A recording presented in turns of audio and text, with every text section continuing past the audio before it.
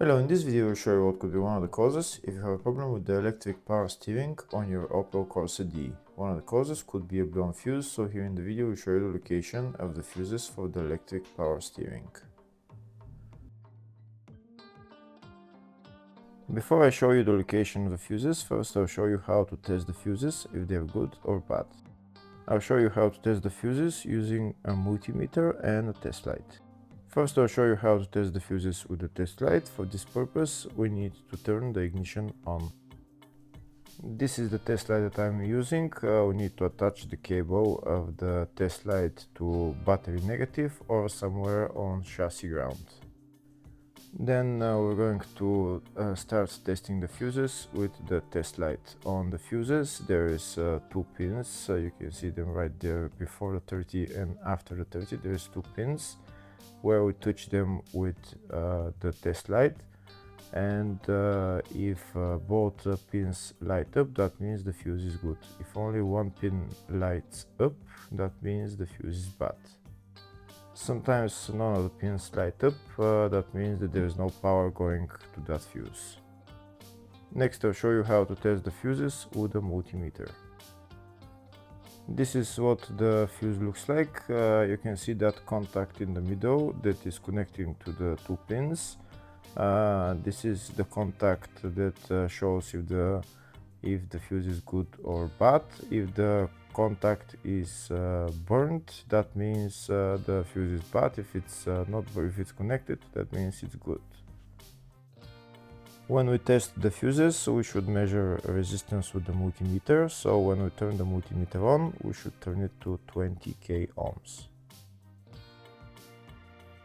When measuring the fuses, the resistance should be very close to zero. We'll start now testing each fuse. First, we'll touch both cables together of the multimeter just to see if it measures resistance. You can see there is no resistance in the cables, but it measures 0 ohms.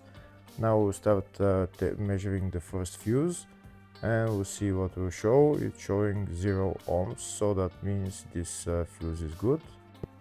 Next, to test the second fuse, it's showing 0 ohms, so that means that fuse is good. Now we'll test the third fuse. Third fuse is also showing 0 ohms, so that means that fuse is also good. Next, we'll test the fourth fuse, and it doesn't show 0 ohms, it says 0L, which means open circuit. That means that fuse should be bad. Now we'll see what the condition of the fuse is visually. We can see that contact in the middle that's connecting to the two pins is broken, so that's why it's showing open circuit. That means the fuse is bad, so it needs to be replaced.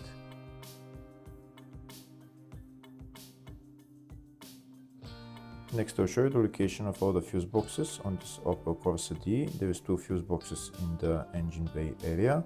Engine bay 1 fuse box is located behind this plastic cover. The engine bay 2 fuse box is located just on the battery behind this plastic cover. That's it right there.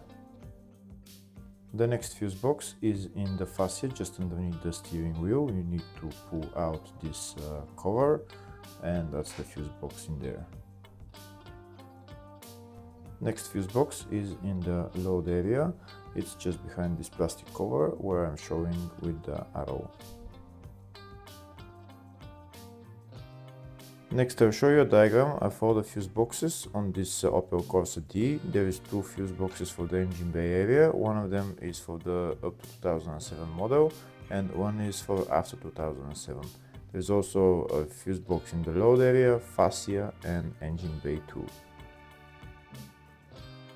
Next, we'll show you the location of the fuses for the electric power steering on this Opel Corsa D. Fuses are located in the fascia and the engine bay 2 fuse box. First I'll show you in the fascia, and the fuse is F10. Next I'll show you the location of the fuse in the engine bay 2 fuse box, and the fuse is F4. Hopefully the video was helpful. Please like and comment on the video and subscribe to the channel. Thank you.